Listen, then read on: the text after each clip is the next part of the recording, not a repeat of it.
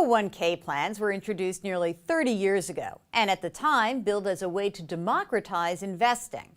Soon after their debut, 401ks began to replace pension plans as the primary retirement savings vehicle for most Americans.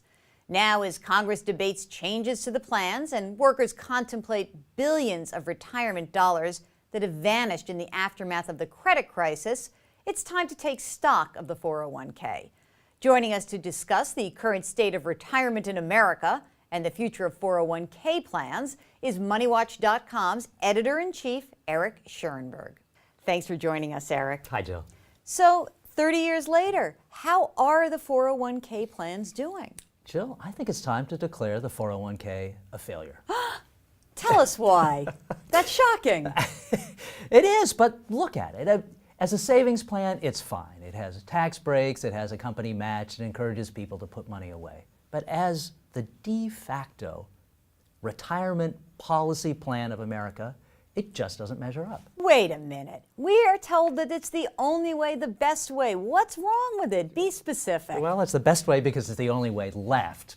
But look, if you're going to have a retirement plan that is essentially the national policy plan, it's got to be seen as fair. It can't favor one group of people over another group of people for no good reason.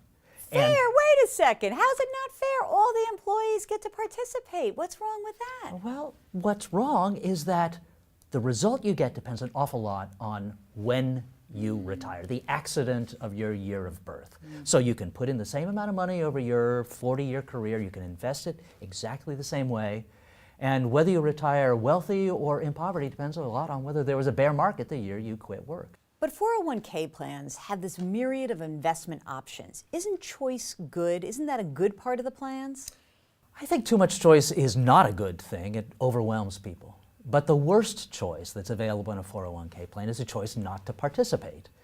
If a plan is going to be the basis of a national retirement policy, it's got to be adequate. And what we see with 401ks is that when times get tough, as they are now, people stop contributing. They stop contributing at the point where they need to the most, when asset values are low, where they could stand to make the most money, and yet they panic. And what's even worse is that employers also stop contributing. And we've already seen about 30% of companies that offer 401k plans have stopped putting in their match, and that's just not forgivable. So it's a pretty risky bet to not be in a plan, but there are some risky bets about being in the plan as well. What are some of those risks, and how can participants better manage them? Well, that is the other thing that I think makes the 401k fall short as a retirement policy plan. It shouldn't force people to take risks that they don't have to take. Now, there is always going to be risk in a retirement plan. There's always going to be risk in the economy. But some risks can be insured away. And one of them is longevity risk, the risk that you'll outlive your savings. A pension takes care of a longevity risk. It guarantees you a check as long as you live. A 401k depends on how you spend it, whether you run out of money too soon or whether you have saved too much. It makes it the responsibility of every single participant to take care of that longevity risk. So some people will naturally save too much. Some people will save too little because no one knows how long they'll live. If a risk can be insured away, it ought to be done. Eric, thank you so much for joining us. My pleasure. For more on how you can learn how to better manage your retirement, go to Eric's blog, Financial Independence, on MoneyWatch.com.